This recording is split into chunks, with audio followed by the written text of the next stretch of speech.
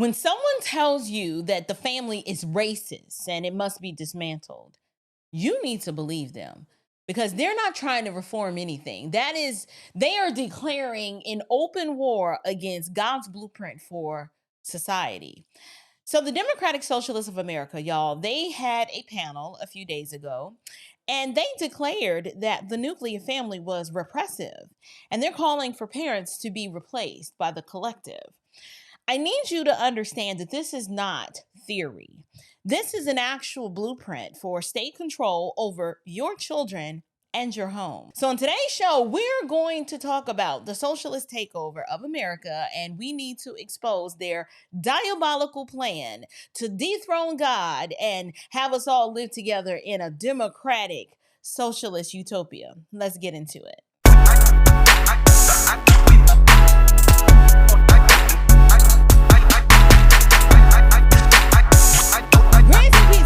Welcome back to Unshakable with April Chapman, where we discuss all things social, cultural, political, and theological from a biblical perspective. Today, we're going to be discussing why socialism is fundamentally anti-God, anti-Christian, and why any liberty-loving thinking person should reject it without flinching. Let me give you some opening context. Let's talk about something that's not just crazy, but it's straight up dangerous. The Democratic Socialists of America, these are the same folks who held a panel where they said point blank that the nuclear family is racist and should be abolished. Yeah, I'm not making that up. They actually use the words and they are calling for abolition of the family. Now, these nut jobs, they dressed it up in nice little flowery academic talk, calling it a liberatory horizon.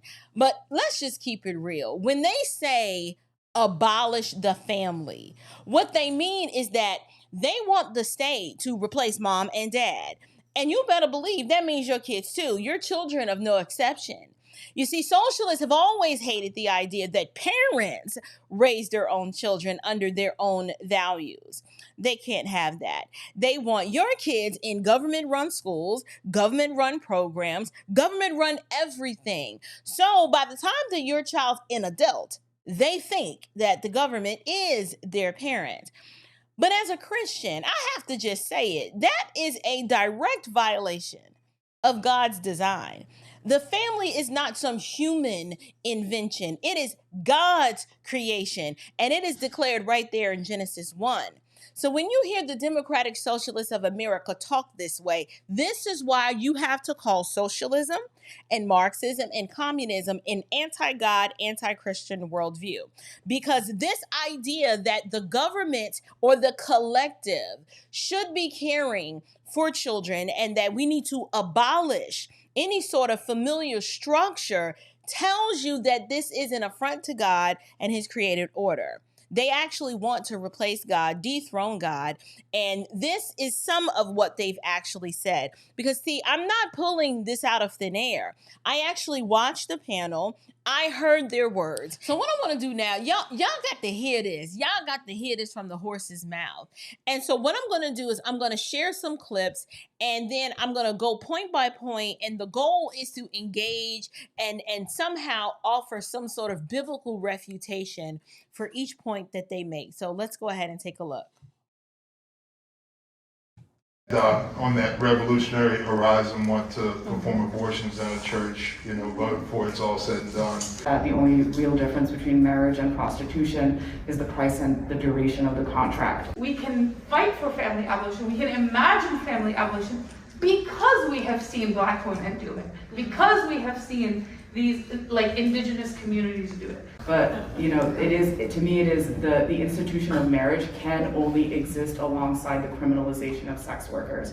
Children whose parents are unable to provide either housing, food, or safety are treated as if they have committed a crime. So kids themselves are treated as if they have committed a crime if they're not born into a family that can support them. In addition to abolition of family policing, you argue for abolition of the family in general. and say that the institution of the family acts as part of the carceral system in the way that it reinforces children as property. I think the left is constantly surprised at how few people are, ready for revolt, despite, the extremely dire conditions that we're in that keep becoming more and more dire every day. Women and children are the most harmed by capitalism, but also women and children are the architects of their fate. So when we talk about family abolition, that's what we're talking about. We're talking about the abolition of that economic unit. For me, that liberatory horizon is to say it is a horizon in which kinship and care are, in which all of our material needs are taken care of by the collective. Sex work, the criminalization of sex work is like the dark underbelly of the sanctified, reified, and legally enforced institution of exchanging your bodily autonomy and your sexuality for economic security. I don't think one can exist without the other.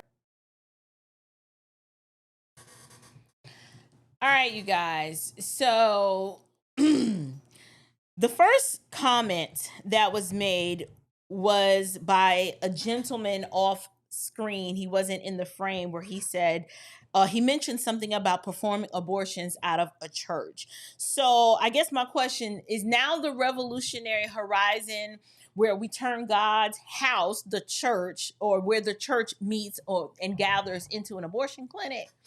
None of this is speaking liberation. This is blasphemy on steroids. Like, the church is a body of believers called the bride of Christ, and we do not gather and use our places of worship in order to murder. Right? Like, it's not an abortion clinic. So the idea that killing children is somehow a noble political act, it is telling you everything that you need to know about these people. These people, they serve the God of this world. Satan is their daddy. Okay, it is not the God of the Bible. They also said that the only difference between marriage and prostitution is the price and duration of the contract. I'm sorry, say what now? That's the kind of cheap juvenile rhetoric that you use when you cannot stand the fact that God has declared and designed marriage to be a covenant. It is not a cash transaction. Marriage is not prostitution.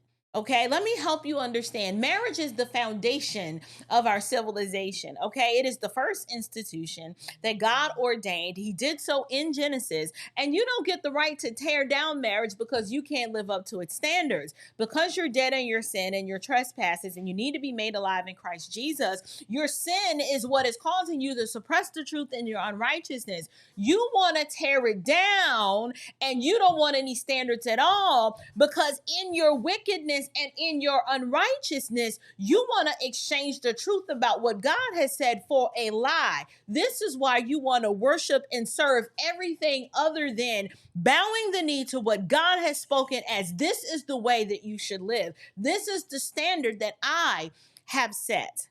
The third thing that they said was, we can fight for family evolution and abolition of the family in general. The way I translate that is, we want the state to raise your kids. We want the state to raise your kids, feed your kids, clothe them, and then most importantly, indoctrinate them. This is why they keep coming for the children. This is why they want access to your children. Socialists always dress this up with pretty words like care and collective and, nurture, but it's really about custody. I told you, I don't share custody of my children with the government. And they want you, dear ones, to abdicate your God-given role as a parent to the so-called government so that they can become the mommy and the daddy. Well, for me as a Christian, that is not just a bad policy. That is a direct violation of my faith. That is not something that I'm willing to do. And then I noticed they mentioned this part about, we know this can be done because indigenous women and Black women have done it. Well, hear me clearly.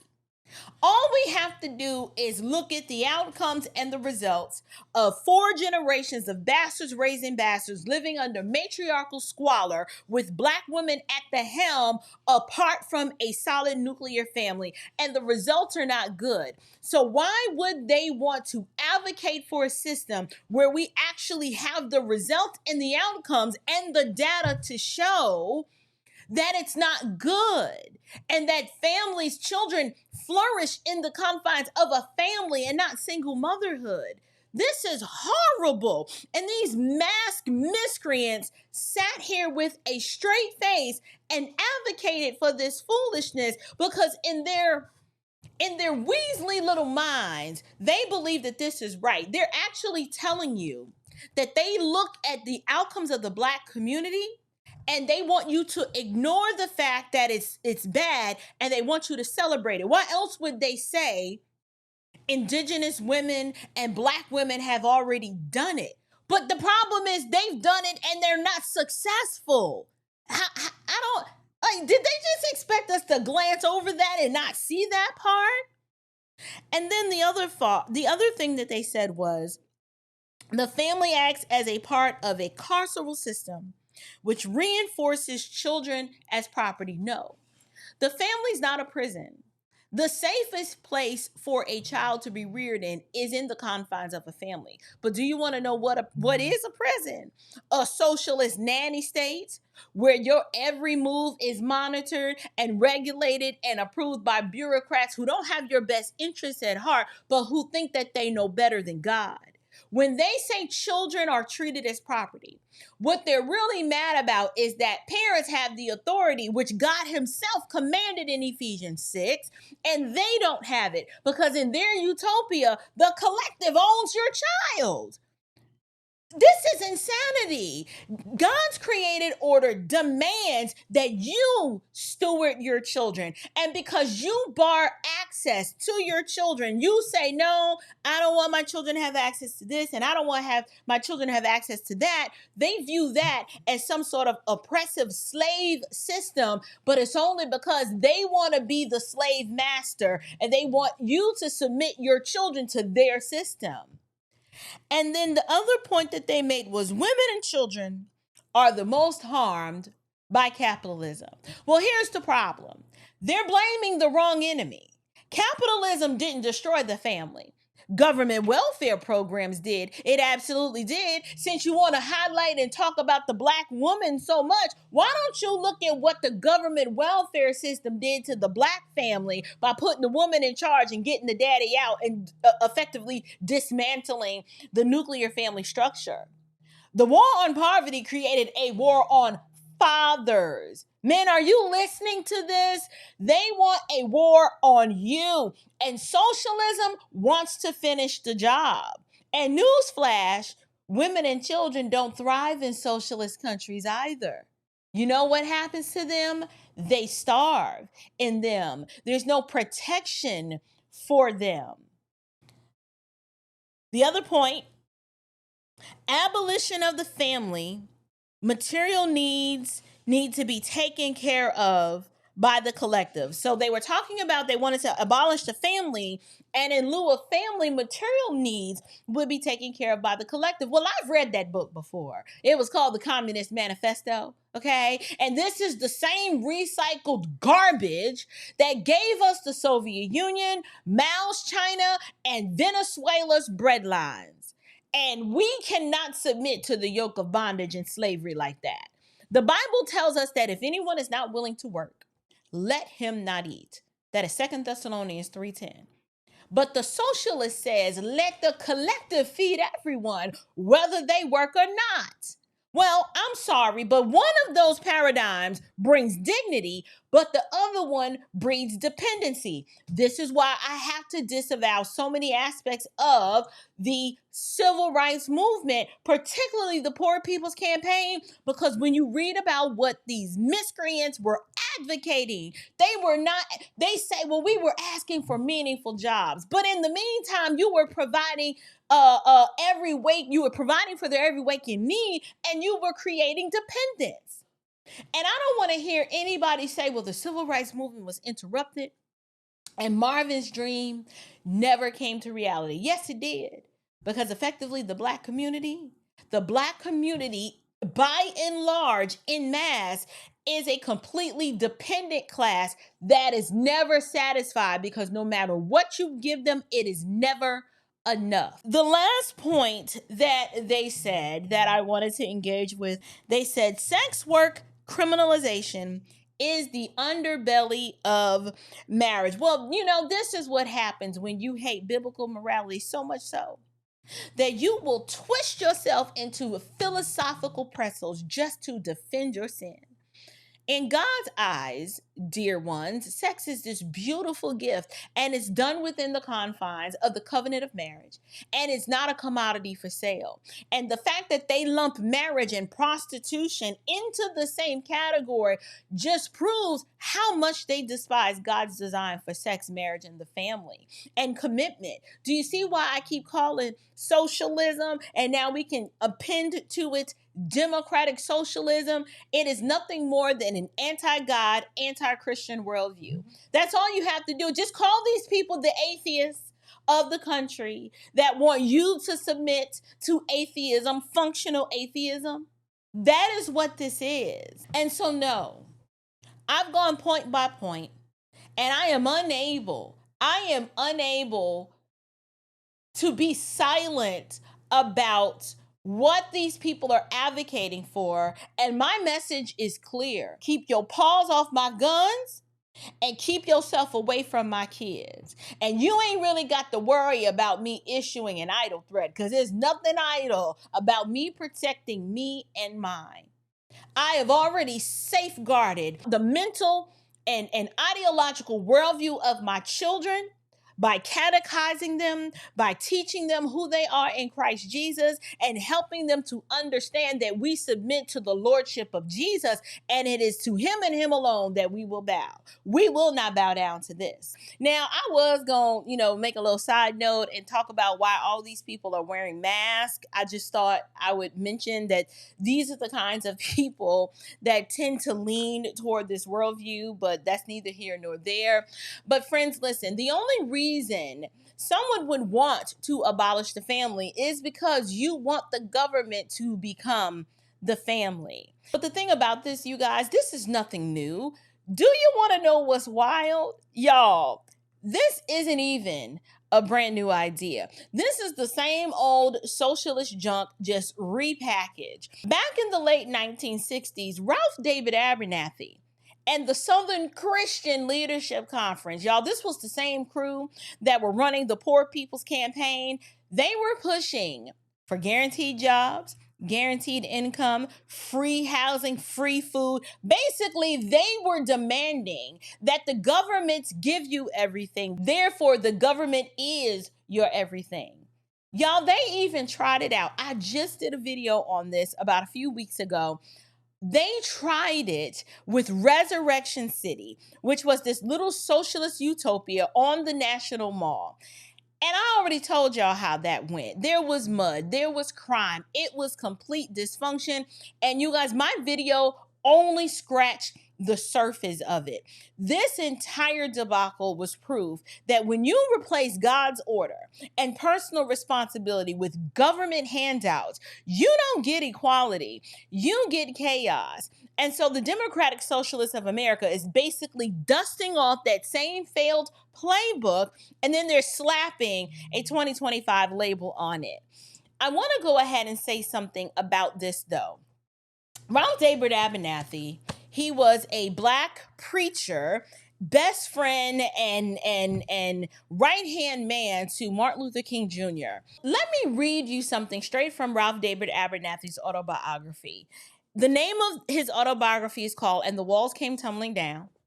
And in chapter 15, this is him describing Resurrection City in his own words. And I want you to listen to how clearly this man lays out a socialist wish list. He goes, all our citizens would start out equal because they would arrive at Resurrection City in equal need. No one would have a larger house or a fuller stomach merely because of what he or she had inherited. No one would have an advantage over another because everyone would have nothing. No one would need an extra push because no one would have a head start. No one would be greedy and no one would be envious. We would all be back on the frontier where liberty and equality were not two mutually exclusive ideas, but achievable goals.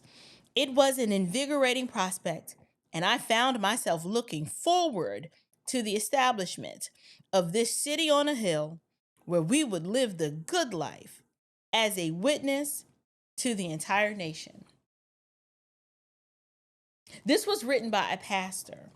And there's so many aspects of this that I want to read to you guys because it doesn't read as if someone who believed in the authority of Scripture and the sovereignty of God, they just are two completely incompatible worldviews. He goes, unlike the previous marches which had been held in Washington, I said, quote, this march will not last a day or 2 days or even a week. We will be here until the Congress of the United States decide that they are going to do something about the plight of the poor people by doing away with poverty, unemployment, and underemployment in this country. Sir, this is not even possible. Have you not read in the scriptures that the poor you will have with you always, and that if a man doesn't work, he doesn't eat? The fact that this man thought that he could extort from the federal government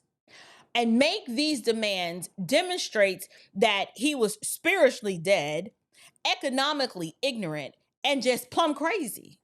Just a plumb crazy, melanated, Marxist-minded Negro. That's the only thing that I can call him. He lays out a socialist wish list and thought through coercion and extortion that he could get it. The Democratic Socialists of America are no different. They're asking for guaranteed income, free housing, free food, free jobs for all. This is their wish list.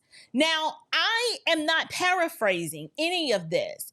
I did not put words in this man's mouth. This was Ralph David Abernathy, a so-called Christian leader, openly advocating for the government to be the provider of all things, which is exactly what the Bible warns against when it calls us to trust in the Lord for our provision, not Pharaoh's palace. And while we're here, can we just stop pretending that every tactic from the so-called nonviolent movement of the civil rights era was courageous? Listen, Jim Crow was wrong. I'm not debating that.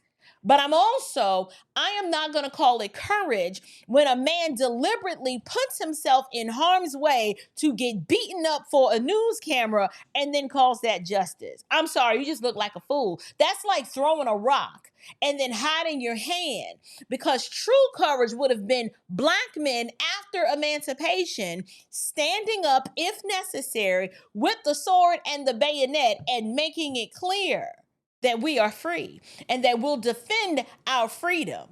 We're not dying for our freedom. We will kill you for our freedom. Abraham Lincoln made it clear. He said, teach your so-called former masters that you are free. He's like, I didn't give you your freedom.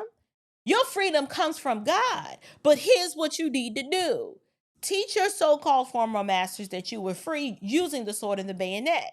But instead of us doing that, we got stage sit-ins at lunch counters that we didn't even need to be at when we had our own better lunch counters. That's not courage. That's obsession. That's playing the victim for political leverage. And that's why I absolutely despise this movement. And that spirit, that manipulative extortion by disruption spirit, they're carrying that same torch. Only now they've turned their target on the family. So here's the bottom line. If you are a Christian, you can't fool with this ideology at all. Not even with a 10-foot pole, you cannot be anywhere near it. Socialism isn't just bad math. It is rebellion against God. It calls evil what God calls good. It hands over your kids to the collective. It makes the state the provider instead of Jehovah Jireh being your provider. And even if you're not a believer, I understand that. Even if you're not a believer, if you value liberty, this is a giant red flag, because once the government decides that you're too oppressive to raise your own kids, oh, it's game over at that point. History has shown us that every time this ideology takes root, freedom dies, families collapse, and the church gets silent. And that is why we're calling it out now while we still can, because if we are silent, this will take a foothold. The Democrats always, every time they get bad PR surrounding one of their stupid ideas or ideologies, you know what they do? They pull back and retreat a little bit, and then they rebrand. So instead of Marxism, then you get socialism. Well, instead of communism and Marxism, then you call it socialism, and then it's called progressivism or liberalism. Now they're blending and using hybrid terms, democratic socialism. This is why Zohran Mamdani is so dangerous. This is why New York cannot have him in power, and this is why I am talking about it today. And so I'm struggling to understand. I understand the Democratic Socialists of America adopting this worldview. They're godless, right? They're not masquerading as pastors or preachers and people of God.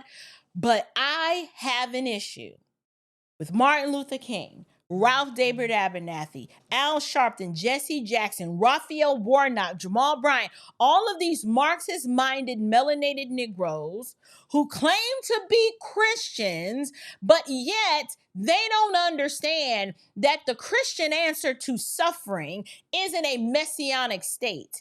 It isn't agitation and coercion or extortion. It is clear that they did not, and will not understand that the gospel is what regenerates hearts and reforms habits. Do you know how you restore homes and create strong families and churches and local communities? When the gospel is wrought in a person's heart and the Holy Spirit regenerates that dead sinner's heart and changes them to where their lives change, that is the outworking implications of the gospel.